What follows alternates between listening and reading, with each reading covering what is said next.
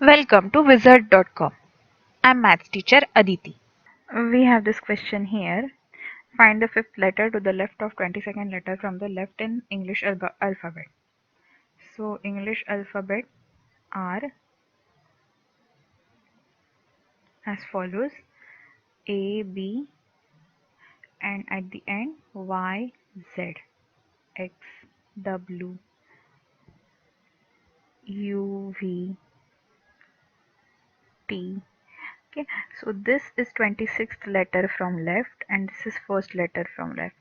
So 22nd letter from left will be 26th, 25th, 24th, 23rd, 22nd.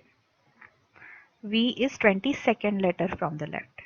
We have to find fifth letter to the left of this letter. So this is first letter to the left, this is second.